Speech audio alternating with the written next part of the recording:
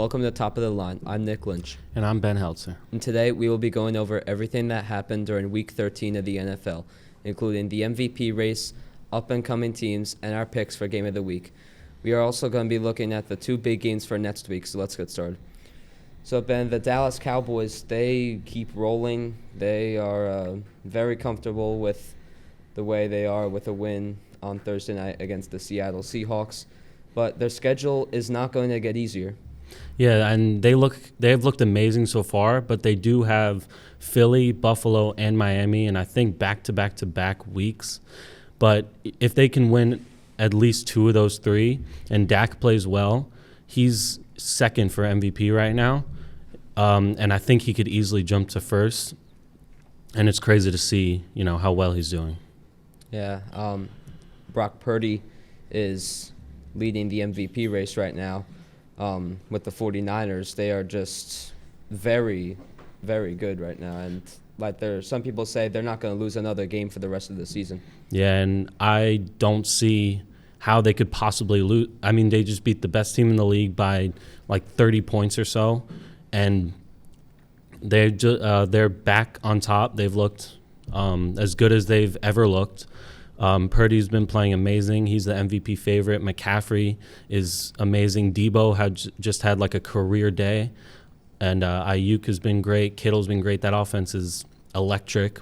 And the defense is great as well. And I think it'll be tough to beat the Niners going into the playoffs. San Francisco hosts Seattle next week. But I agree with you. The 49ers... they would play the Green Bay Packers if the playoffs did start today. Of course, they would be hosting. But, yeah, the 49ers, they have a chance to make it to the Super Bowl for the first time in 4 years, which they lost to Kansas City in Super Bowl 54. But, yeah, the 49ers, they're not going to lose another game. I think they are the top Super Bowl favorites. They are right now, and they are going to continue to roll through the playoffs. Yeah, absolutely. And I think they would destroy the Packers if they played. But I am surprised by the Packers. They just got a huge win on Sunday Night Football against the Kansas City Chiefs. And Jordan Love looks like the guy. And it's scary as an NFC North fan, if you're not a Packers fan, Bears, Vikings, or Lions fans, to see how the Packers might have just found their guy just after Aaron Rodgers left. And I think that the Packers are going to be great in years to come, and I'm excited for them. I mean, I think the Green Bay Packers, at first at the start of the season, I was with Jordan Love, this guy is okay. He was overthrowing or underthrowing a lot of balls early in the season, but yeah, it's just. Yeah, he's developed into a true star in the league. And I think he's going to continue to develop, and I would not be surprised if by the end of next season he's considered a top 10 quarterback in the league easily. I agree. I think with Jordan Love, he is the Packers' new Aaron Rodgers. He, I think, can be as good as Aaron Rodgers, even though the Packers fans, at the start of the season, they were I'm not sure if this guy can be the new Aaron Rodgers, but right now it's looking like it. But I knew going into that Sunday night game that the Packers can beat the Chiefs. Matt LaFleur is 16-0 in the month of December. He has never lost a game in December as a Packers head coach, and it's just that Lambeau Field advantage. It's prime time, a cold night, and the Packers have that easy advantage over teams like the Kansas City Chiefs. Yeah, one of the best home field advantages in the league. And I think if the Packers can carry this momentum into the playoffs, they could make a push for a wild card win. But we'll just have to see. I agree. So next is the next week matchups for Week 14, starting with the Buffalo Bills and the Kansas City Chiefs. But Ben, what do you think of that game? It's going to be tough. It's a must-win game for Buffalo, and they have beaten Kansas City a lot in the regular season in the past few years. Their offense statistically has been playing better. They have more points per game, but the Chiefs' defense has looked amazing. It's the best they've ever looked in a while. And I think Buffalo's going to have a hard time scoring. Josh Allen's probably going to have a turnover, at least one. But it should be a great game, and it'll be a momentum swing for the Bills if they can pull out the win. It's a must-win game for both teams. The Buffalo Bills are fighting for a playoff spot in the AFC. The Kansas City Chiefs are, they're pretty much ahead in the AFC West, but Denver is not far behind, so just watch out for the it's very unlikely that Denver ends up winning that division, but Kansas City hasn't looked great even in the past few weeks. And if they keep losing and Denver keeps winning, it could happen, but I think Kansas City needs to get back on track. I mean, I agree. Like, the Chiefs are at their most beatable point right now with Patrick Mahomes. But the Chiefs I think they could win that game against Buffalo. The Bills, after firing their offensive coordinator, Ken Dorsey, they have done a lot better in that game in Philadelphia. Unfortunately, couldn't pull out the win.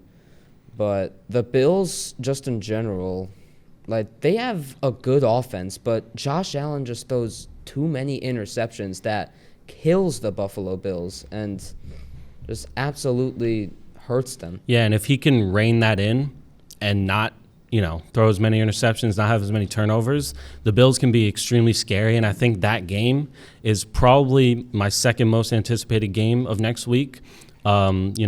Only behind the rematch between the Eagles and the Cowboys. This time it's in Dallas, and I think I would not be surprised at all if Dak Prescott leads Dallas to a win. Eagles have not beaten the Dallas Cowboys in Dallas since 2019. Since then, the Cowboys have won all their games in Dallas. They just can't seem to find a way to win in Philly, but the Cowboys have their home field advantage, and that's I'll put it this way, it's not a good place to play if you're the away team, and I think the Cowboys definitely have a chance.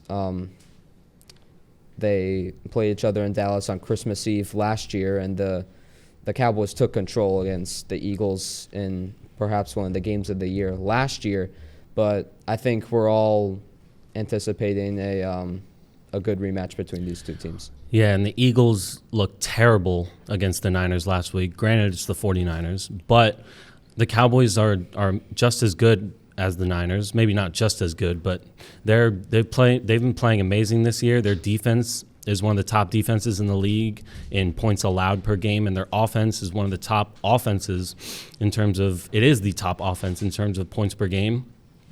While the Eagles' defense has been not good, they're 24th in the league in terms of points allowed per game. And I think that Dallas is going to take advantage of that, and I'm predicting that Dallas is going to get a win. I agree, but watch out for the Eagles because they just acquired Shaq Leonard off of free agency. But with the Eagles, Zach Wilson and Brock Purdy are the only two quarterbacks to beat the Philadelphia Eagles this year, and will Dak Prescott be the third quarterback to do that? It could be, but Shaq Leonard has definitely made that defense a lot better. But that's enough about next week. Going back to this past week, there were a lot of good games, but obviously we have to talk about our game of the week. So what's your game of the week?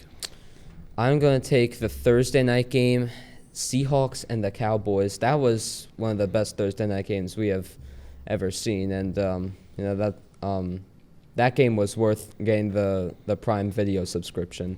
100% points everywhere, and it was a great win for Dallas and a tough loss for Seattle, but it just showed that Seattle is definitely a playoff team, and Dallas is definitely a top 5 team in the league. Seattle really hung in there for that game. Everyone thought the Cowboys were going to blow them out, and then the Seahawks just kept hanging around, making it close, and then they end up losing by 6, 41-35. Yeah, that was a great game, but I'm going to go with the overtime divisional game between the Colts and the Titans. I had the Titans winning going into the week because it was in Tennessee. I felt like the Titans were going to be playing with kind of a chip on their shoulder. But Indy proved me wrong, and they've been proving me wrong this entire season. They look great, and I think that they can easily be a wild card spot in the AFC. I agree. Like Indianapolis with Gardner Minshew. Minshew can get wins, but he was very hot and cold for that game. He was either like throwing 60-yard passes or throwing picks. It's not even like... Yeah, and that brings up the question, like, what would this offense look like if Anthony Richardson was still healthy? And I think that next year when he's healthy, they're gonna be great, and they could easily, compete for the division with the Jags and the Texans. I agree. On the other side, with the Tennessee Titans, with Derrick Henry scoring 2 touchdowns but getting injured in the fourth quarter of that game, he was being evaluated with a concussion, but yeah, the Titans season has just gone from bad to worse now. Yeah, and I don't like how it's looking for them, not just for this season, but for future seasons, because they're getting worse, and all the teams in their division around them are getting better, and it's not looking good for them. Well, that's going to be all for the NFL today, but when we come back, Noah and Matt will go over what happened this week in the College Football Playoff Selection Show, so stay right here. What a week of college football. I mean, man, that was possibly the most chaotic conference championship weekend yet. Let's kick it off. Noah was right, I was wrong. I can't believe it, but Friday started off with some carnage with Washington stunning Oregon. They jumped them early, and Oregon couldn't complete the comeback. Elsewhere, Alabama stuns Georgia. Nick Saban's group gets it done. What caught your eye, Noah? I mean, wow. 2 amazing games that you just listed off. Bama, I can't believe it. That was a miracle game. That was the only thing that could possibly get them near or in the college football playoff. And they did it. They put full dedication into it. I think Jalen Milroe played great. The defense played great. They just shut down Oregon, and they wouldn't let them come back into the game. I mean, it was just great. And for Washington, Oregon, I mean, we always knew that Washington was going to win. Come on now. Oregon is a lost cause without Bo Nix next year. They're losing a couple other players. Their defense hasn't been the same since Kayvon Thibodeau left. I mean, this team, very overrated. I mean, they're good. Don't get me wrong, they're good. But they are not that good. They are not a top 4 team caliber. Washington, undefeated, played great all year. 10-point underdogs after they beat Oregon in the regular season. Take that in, everyone. 10-point underdogs. I mean, that is an insane thing for betting odds to do. And you guys clearly shouldn't be on DraftKings because they put the wrong odds. Unless you're going to bet Washington, then you guys lost. I mean, that was just great performance all around. I'll get done with the betting stuff. Great performance all around from Washington. Penix played great. Defense, they played but that'll get better through the college football playoff. And what really caught my eye was Dylan Johnson, the running back. I mean, I think over 100 yards. Every carry was just finding a cutback, finding a hole, dominating the ground game. That's what really separated these two teams. The fact that they both did well in the pass game. Their defenses were both really bad that game. But Washington completely dominated the run game. That's what separated them from Oregon. Well, it's time to talk about it. The unprecedented decision by the committee. I mean, 13-0 conference champion. 2 non-home home game wins over an SEC team, and Florida State gets left out. I personally am stunned. What's your take, Noah? I had to digest it for a little bit, and it seemed crazy at the time. But, I mean, let's be realistic here. Florida State, amazing team. They lost Jordan Travis, though. He's out for the year. He's out for foreseeable future. They're not going to be the team you want to watch on TV. They're not going to be the team setting off fireworks passing without Travis. I mean, that offensive dynamic is going to completely change with them. And I understand why the College Football Committee did it and why they put Bama in instead of Florida State. But they should be able to at least give that explanation to us. I mean, they just left us hanging. No explanation. Kept Florida State out. I think the move is pretty ridiculous, especially with no explanation or nothing to go with it. But I do think they know what they're doing in terms of why people would want to watch TV and why people would want to watch all these games.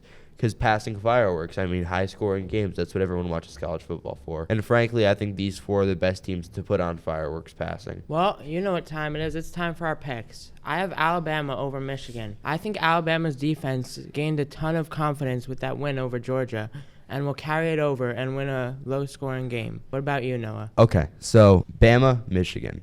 2 amazing teams, 2 historical football teams. in college. This is a tough one because Bama just played an amazing game against the top team for arguably the past 3 years in college football. But Michigan has just been a different team this year, to me at least. Undefeated, won a bunch of games without your head coach, including one against Ohio State, who was a top 4 ranked team before they stank the bed. But I'm gonna go Michigan. I'm gonna go they keep it low scoring. I don't think Milroe can handle the pressure he's being given, and I think that Michigan makes it into the college football playoff, Super Bowl or bowl, whatever it is. Next up, Washington and Texas. Two great football teams. I think the Washington defense is the difference in this one. Texas pass rush needs to get home, and I think Washington's loaded receiver core takes too many plays. Who you got, Noah? I think this should be self-explanatory based on how I've talked about them in past shows. Washington. Easily Washington. I mean, I don't know how Texas got in, honestly. They beat Oregon State. A whoopee-doo. Good for you. I mean, Washington has been beating great teams all year. They beat Oregon twice. They own them practically. And I don't see a world where Texas plays good in this game. I think Quinn Ewers, whoever's starting that game at quarterback, I don't know, Arch Manning, they get too affected by the pressure. Let Washington take advantage of it. I think Rome Odunze has over 200 yards in this game receiving. I think Penix does the best he's ever done in this game. I think the pressure is there. I think he'll be settled. His mind will be straight into the game. And I think he'll just completely dominate the whole game and send them to the finals where they will play Michigan. Well, that's all we have for college football, but don't go anywhere because when we return, Noah and Rocco will be talking about wrestling. Hello, and welcome to this wrestling segment of Top of the Line. My name is Noah Muller. Rocco Coppola along with you. And today we'll be discussing all things wrestling that occurred this past week on Raw and SmackDown. So without further ado, let's get ready to rumble. So Rocco, announced for SmackDown in the coming future, Logan Paul came on the show for the first time since Crown Jewel when he won the U.S. title. And he announced there will be a tournament to determine the number one contender for his U.S. title. It is, I believe, Santos Escobar, Dragon Lee, Karrion Kross, Bobby Lashley, an NXT superstar that we do not know yet, and the other 3 I'm trying to remember. Do you remember? Not off the top of my head, but I don't think they're favorites to win. I think Waller and Theory are in the tournament too. And so is Kevin Owens. There we go. Okay, so we got all 8. Yeah. All right, guys, we got all 8, so now we're all good. So there's already been one match announced for next week, which will be Karrion Kross against Bobby Lashley, and Kross's return to TV, which I know you're very excited about. We'll get on that in a minute. But this tournament should be very good. I mean, we've had a lot of tournaments recently for the U.S. title especially, like the Invitational we had with the Fatal 4-Ways and everything like that. And just in general, the U.S. title is very passed around, I feel.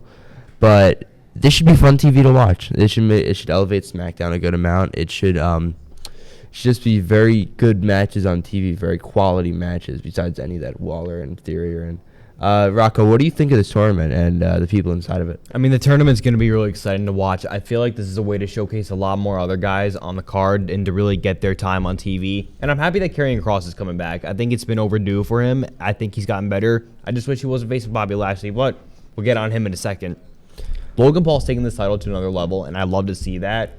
You just love the way that he moves in the ring because he's once in a generation. For celebrity wrestlers, you don't see that very often.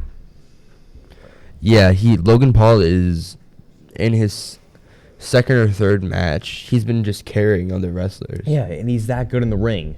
Like, people want to complain on social media. I get that Logan Paul's not the greatest person in the world outside of the ring, but in the ring, he's better than most of the entire roster.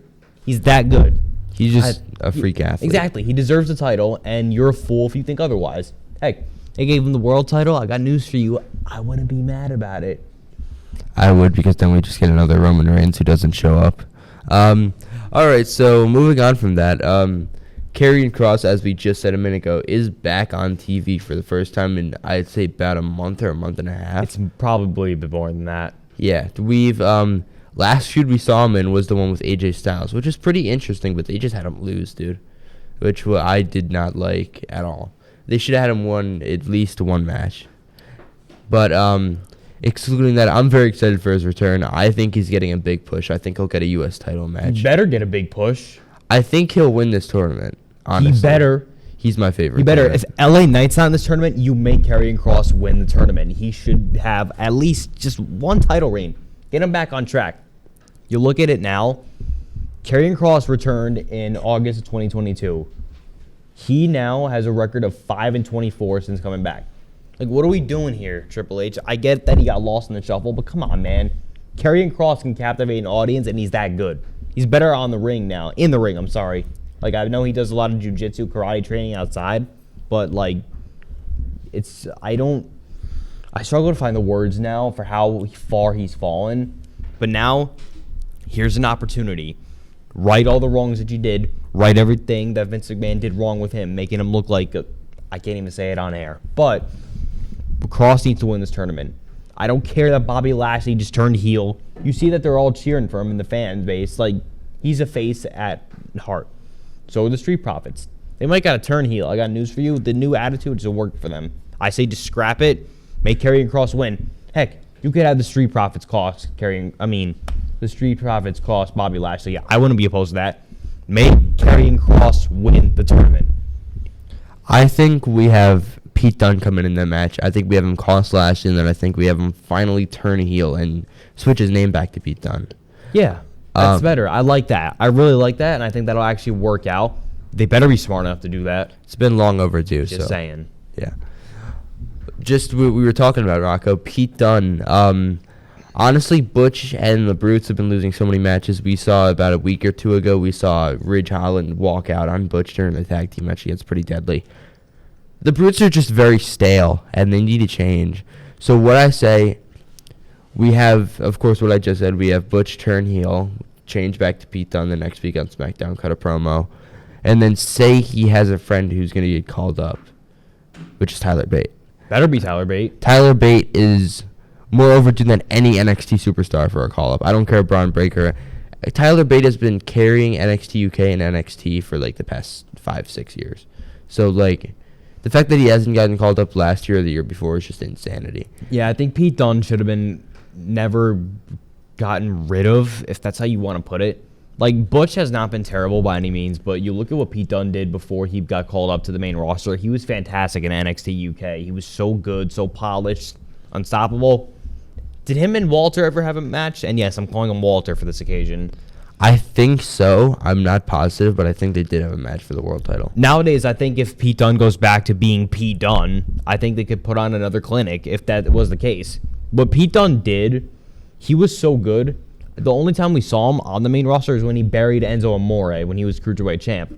Aside from that, that's it. Bring back Pete Dunne. Bring back his old original theme song that he used. That one is fire. Fire, fire, fire. I love it. Now, Pete Dunne, I want him to turn heel. I want him to attack Bobby Lashley. Triple H loves his NXT guys, and he's an NXT guy to the core. Like, heck's the other guy's name again in the Brawling Boots? Sheamus or Ridge Holland? Ridge Holland, that's the guy's name. I always forget it. I always think he's Rich Dutch. But anyways, without Sheamus, the Brawling Boots are really Brawling Brutes. I can't speak today. They're not the same without him. I feel like they got to go in a separate direction, and I think they need a change. So that's why you bring back Pete Dunne. It's something fresh.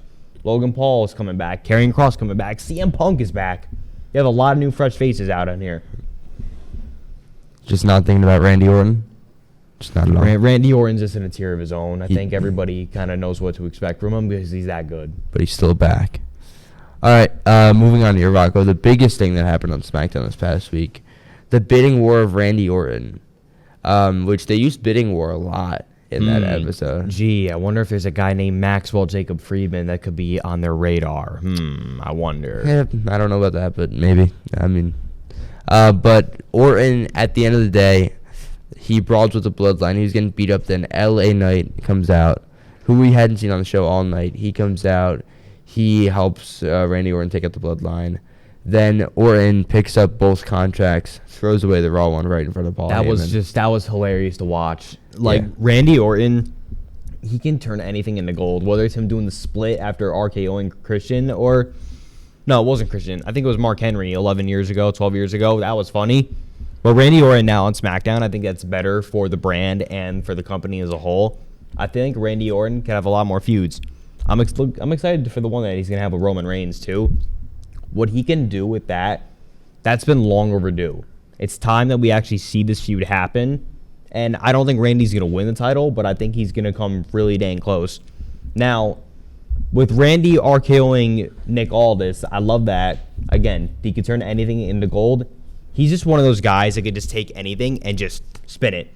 Spin it like a little Beyblade and just turn it into something awesome. That's how good of a guy he is outside of the ring and inside the ring. Yeah, we never really knew how good we had it with Randy until he got hurt. All right, so moving on here, we saw a segment last night on Monday Night Raw with Seth Rollins and Adam Pearce, where Pearce told Seth that he would be Punk would be coming on the show next week. He invited Punk onto Raw, and then he would try and sign him to an exclusive deal, to Raw exclusively, no more SmackDown. And Rollins was very mad. We saw the video right when Punk returned, but we know this is now all in kayfabe. But this is going to be great, man. They are hyping up WrestleMania 40 so hard. I can't wait. Once Seth Rollins actually cross paths with CM Punk again, because CM Punk's the guy who kind of called him up. Because remember, here's something that not a lot of people remember about CM Punk. Ladies and gentlemen, CM Punk is the reason why the Shield existed. Just saying. Now, when they cross paths again, it's going to create something really interesting. As there is legit beef. There is legit to the kayfabe. What they can do now, they could have a real money-making match for WrestleMania on the card. And WrestleMania is not too far away now. We're going into the new year, 2024. I'm excited for the Rumble to see what happens. I can't wait. But I want Seth to drop the title at some point.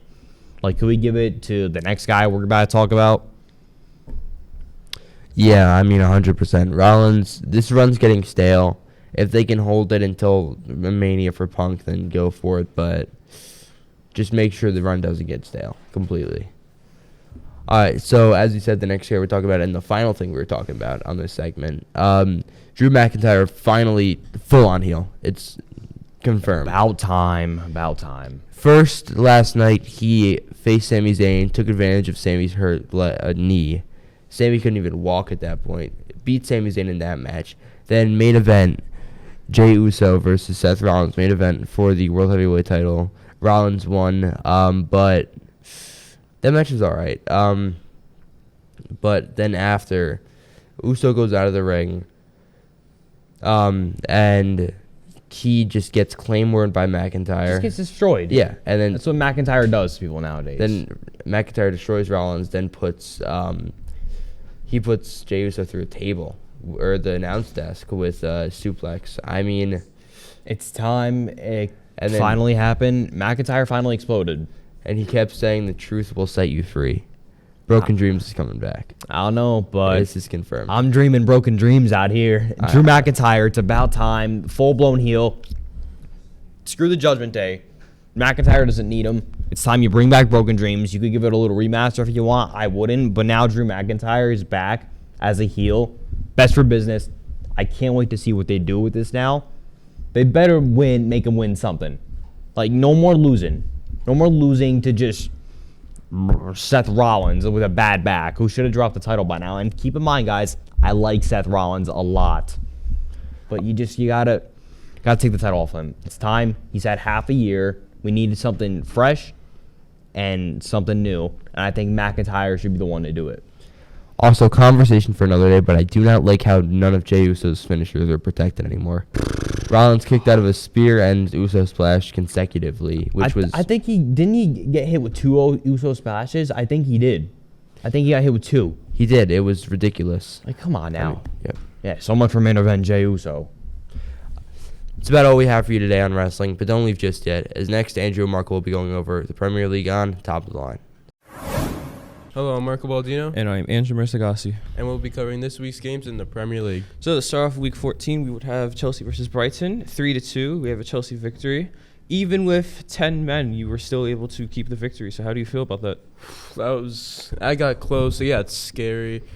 Thankfully, we got the win. We were able to score a penalty with 10 men. So I don't know, it got scary. Thankfully though, we got the win. Yeah, at least you guys got the win. Yeah, you could say that even with 10 men, and Gallagher receiving a second yellow card during the 45th. And then, like, they said, like, extended time, like, I don't know, I heard a lot of Brighton fans on X tweeting about, like, how the game was a robbery. But, like, the referees even, like, made the right call. Like in the extended time, apparently there was, like, some controversy, like, saying that they deserved a corner because, I don't know, but there's a check for a penalty, even though, like, hit the Chelsea defender's face and it went out. But Brighton think they should have gotten a corner kick. But the referees got the call right and everything. So it was Chelsea's ball in the end. Yeah, fans can like debate of like whether this penalty happens or this does not cause. It's fairly common. Yeah, they don't know what they're talking about.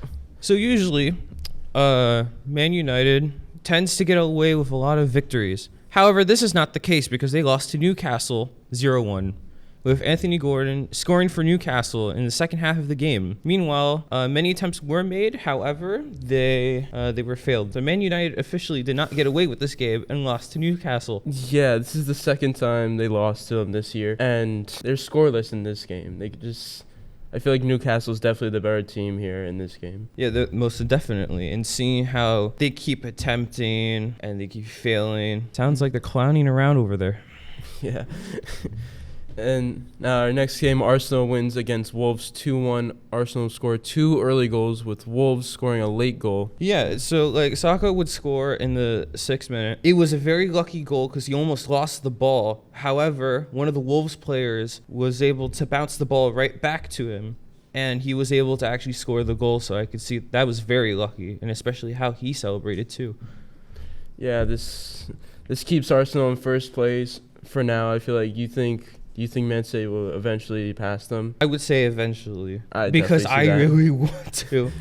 Especially, speaking of Man City versus Tottenham 3-3. I cannot express how at the end of the game, I could distress of how much anger I have because our goalie didn't react to this very last goal. And so at the start of the game, Son will get an early goal, and then next goal you'll get an own goal. So yeah, that I found hilarious because he would in like the first 6 minutes, I think he would score. He would brag about it, but then when it came to, I think it was a corner kick, he would accidentally just move his leg, hit the ball, and it goes in. So I find that hilarious. Yeah, there's a lot of goals this game. A very exciting game. But I feel like City could have had more goals. They had so many chances. They hit the crossbar. They hit the post. Haaland had plenty of chances. He definitely had multiple chances. I could say that. And even in extended time, there's a really bad call made by the ref where they should have been played advantage, and Haaland made a really good through ball, and Grealish would have been clean through on a breakaway, but the referee called the foul, and it's not a good call by the referee. Yeah, it was definitely not a good call just because Haaland got back up. He was able to keep the ball playing, then the referee made the bad call. Basically, almost the entire team went to go after the ref, yelling at him, especially Haaland with his face. When he was discussing that they should have kept the play going, and honestly, I could feel for him that the game just randomly stopped. Yeah, I could feel for the whole team. Like, everyone was looking at the ref like, what is going on? Because everyone ran to the ref, trying to talk it out, but they can't change the call now. Yeah, they can't. So we will have our standings for this week. In first place, we would have Arsenal with 33 points. In second place, Liverpool with 31 points. In third place, we would have Man City with 30 points. In fourth place, Aston Villa, 29 points. And fifth place, Tottenham with 27 points. So Liverpool passed you now in second place. Yes, because of the 2 ties that we had constantly with Chelsea and now with Tottenham. So I don't know how it's going to go. Hopefully we can try to reclaim first. We'll see. I'm surprised Aston Villa is having a good season, being in fourth place right now. In fifth place is Tottenham right behind them. Yeah, we mostly talk about like the other teams, but surprisingly for Aston Villa, it's just neutral. They're like Switzerland. They don't get into anything. They're just neutral. Yeah, but being in fourth place right now, if they stay there, they can make the Champions League. I feel like they'll at least make the Conference League, but I think they're definitely going to make it into a tournament. Yeah, most certainty, but of course you may never know what happens. This is just week 14. Thanks for watching. Tune in next week for a recap of NFL and college football games, results of SmackDown and Monday Night Raw from WWE, and the continuing coverage of the Premier League. All of this and more on the next episode of Top of the Line.